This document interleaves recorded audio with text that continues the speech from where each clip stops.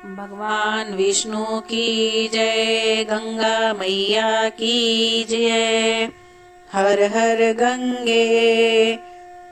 ओम नमो भगवते वासुदेवाय। हर हर गंगे दोस्तों, आज मैं आपके लिए लेकर आई हूँ महाकुंभ का महत्व, उसकी कथा और स्नान विधि। अगर आपको इसकी पूरी जानकारी चाहिए और इस कथा का पूरा फल प्राप्त करना है तो इस वीडियो के अंत तक बने रहें और पूरी कथा सुनें।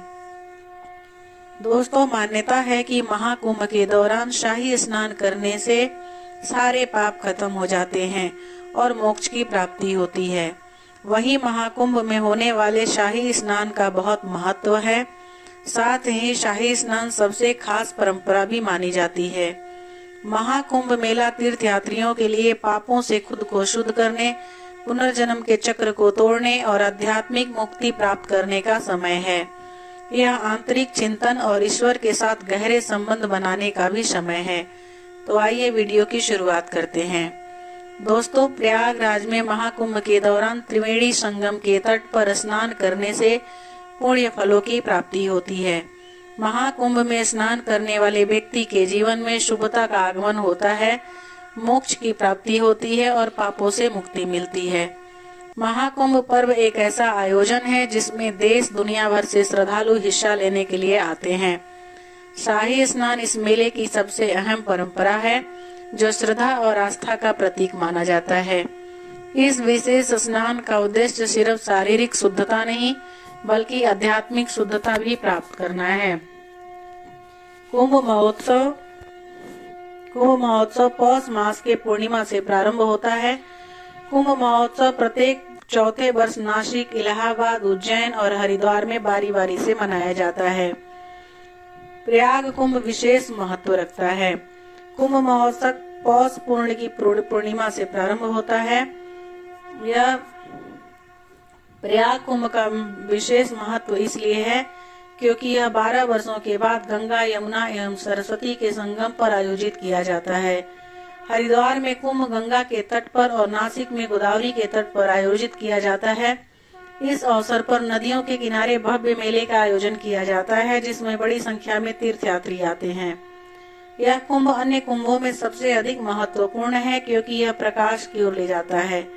यह ऐसा स्थान है जहां बुद्धिमत्ता का प्रतीक सूर्य का उदय होता है। इस स्थान को ब्रह्मांड का उद्गम और पृथ्वी का केंद्र माना जाता है।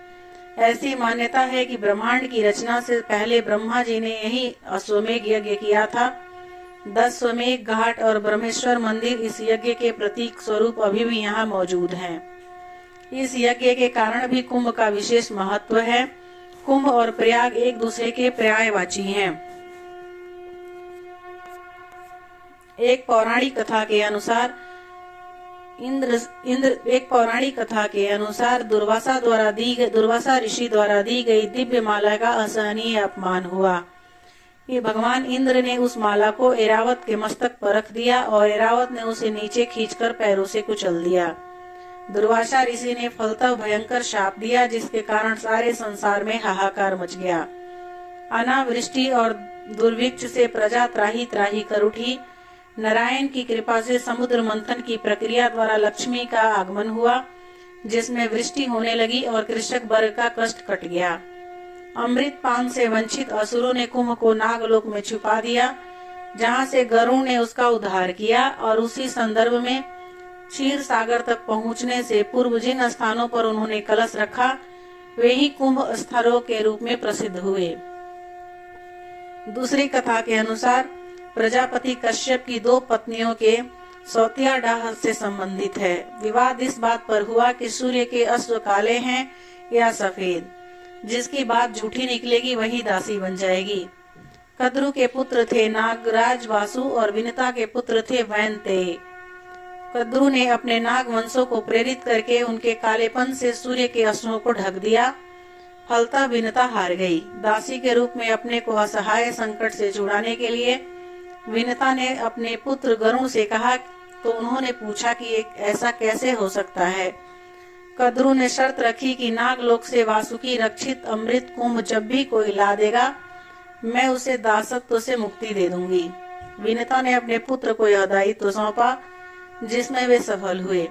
गरुण अमृत कलश को लेकर भूलोक होते हुए अपने पिता कश्यप मुनि के उत्तराखंड में गंधमादन पर्वत पर स्थित आश्रम के नीचे चल पड़े। उधर वासुकी ने इंद्र भगवान को सूचना दे दी। इंद्र भगवान ने गरुण पर 4 बार आक्रमण किया और चारों प्रसिद्ध स्थानों पर कुंभ का अमृत छलका, जिससे कुंभ पर्व की धारणा उत्पन्न हुई। देवासुर संग्राम की जगह इस कथा में गरुण नाग संघर्ष प्रमुख हो गया। जयंत की जगह स्वयं इंद्र भगवान सामने आ गए। मेरे लिए कहना कठिन है कि कौन सी कथा अधिक विश्वसनीय है और लोकप्रिय है। दोस्तों, कुंभ का शाब्दिक अर्थ है घड़ा, सुराही या बर्तन। यह वैदिक ग्रंथों में पाया जाता है। इसका अर्थ है अक्सर पानी के विषय में या पौराणिक कथाओं में अमरता, अमृत के बारे में बताया जाता है।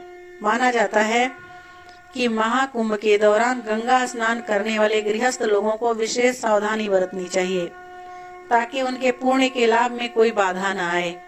पहले साधु संतों के स्नान के समय उनसे पहले स्नान नहीं करनी चाहिए। खासकर शाही स्नान के अवसर पर साधु संतों को प्राथमिकता दी जाती है। यदि गृहस्थ लोग इस नियम का पालन नहीं करते हैं तो पुण्य के बजाय पाप के भागी बन जाते हैं। दूसरा, गंगा में स्नान करते समय डुबकी का विशेष महत्व है। कुंभ के दौरान कम से कम 5 बार गंगा में डुबकी लगाकर स्नान करना चाहिए। यह धार्मिक परंपरा का पालन सुनिश्चित करता है और इसे अधूरे स्नान से अधिक प्रभावकारी माना जाता है। महाकुंभ का महत्व केवल धार्मिक अनुष्ठानों तक सीमित नहीं है। यह मेला आध्यात्मिक ज्ञान, सामाजिक समरसता और सांस्कृतिक आदान प्रदान का भी महत्वपूर्ण मंच है। कुंभ मेला श्रद्धालुओं को आत्मिक शांति प्रदान करने के साथ साथ जीवन के गहरे रहस्यों को समझने का अवसर देता है। इसलिए जो भी श्रद्धालु महाकुंभ में गंगा स्नान करने जाते हैं, उन्हें धार्मिक परंपराओं और आचार संहिता का पालन अवश्य करना चाहिए। तभी वे इस पवित्र अवसर का पूर्ण लाभ उठा पाएंगे और पुण्य के भागी बनेंगे। इस साल महाकुंभ का आयोजन प्रारंभ हो गया है, जो कि 13 जनवरी 2025 से शुरू होकर 26 फरवरी 2025 तक चलने वाला है। इस महापर्व में देश विदेश से लाखों श्रद्धालु शामिल हो रहे हैं। शाही स्नान के लिए भी कुछ नियम बनाए गए हैं, जिनका पालन करना जरूरी है। ऐसा कहा जाता है कि शाही स्नान की परंपरा में सबसे पहले साधु संत स्नान करते हैं, उसके बाद ही आम श्रद्धालु संगम में डुबकी लगा सकते हैं। स्नान के दौरान साबुन या शैम्पू का इस्तेमाल करना वर्जित माना गया है। ऐसा माना जाता है कि स्नान के दौरान इन चीजों का इस्तेमाल करने से पवित्र जल अशुद्ध हो जाता है। वहीं स्नान के बाद जरूरतमंदों को कपड़े, अन्न और अन्य चीजें दान करना शुभ माना गया है। इसके अलावा ऐसा माना जाता है कि महाकुंभ के समय ग्रहों और नक्षत्रों की विशेष स्थिति के कारण संगम का जल काफी पवित्र माना जाता है। इसलिए शाही स्नान को अत्यंत शुभ माना गया है। दोस्तों, मान्यता है कि इन विशेष तिथियों पर पवित्र नदियों में स्नान करने से आध्यात्मिक शुद्धि, पापों का प्रायश्चित, पुण्य और मोक्ष की प्राप्ति होती है। इसलिए भी इन तिथियों पर होने वाले स्नान को अमृत स्नान कहा गया है। महाकुंभ न केवल धार्मिक बल्कि सांस्कृतिक दृष्टि से भी बेहद महत्वपूर्ण है। कई लोग महाकुंभ को कुंभ बोल रहे होंगे, लेकिन बता दूं कि कुंभ और महाकुंभ में अंतर है। महाकुंभ हर 12 साल में लगाया जाता है और कुंभ मेला हर 3 साल में लगता है। कुंभ मेला हरिद्वार, उज्जैन, नासिक और प्रयागराज के तट पर लगता है। कुंभ मेले में गंगा स्नान करते समय लोग अपनी इच्छा अनुसार डुबकी लगाते हैं, लेकिन यदि भीड़ के कारण आपको ज्यादा डुबकी लगाने में परेशानी है तो कम से कम 5 बार गंगा जी में डुबकी जरूर लगाएं। धार्मिक दृष्टिकोण से यह बहुत शुभ माना गया है। अगर आप शाही स्नान के दिन कुंभ मेला जा रहे हैं तो इस बात का खास ध्यान रखें कि गंगा स्नान करने से पहले सभी साधु संतों का स्नान पूरा हो जाए। इसके बाद अगर आप गंगा स्नान करते हैं तो आपको इसका 2 गुना फल मिलता है। गंगा स्नान से पहले अपने शरीर को पानी से साफ कर ले। गंगा में स्नान करने से शरीर का नहीं बल्कि मन का मैल धुलता है। इसलिए गंगा जी की सफाई और उनकी पवित्रता का ध्यान रखें। स्नान करते समय अपना मन शांत रखें और किसी के प्रति कोई बुराई या नकारात्मकता का सोच न रखें। तो दोस्तों, कुंभ की कहानी, इसका महत्व और इसकी स्नान विधि आपको कैसी लगी मुझे जरूर बताइएगा। अगर आपको मेरी दी हुई जानकारी अच्छी लगी हो और आप मेरे चैनल पे नए हो तो मेरे चैनल को जरूर सब्सक्राइब कर लीजिएगा, ताकि मैं जब भी कोई वीडियो डालूं आप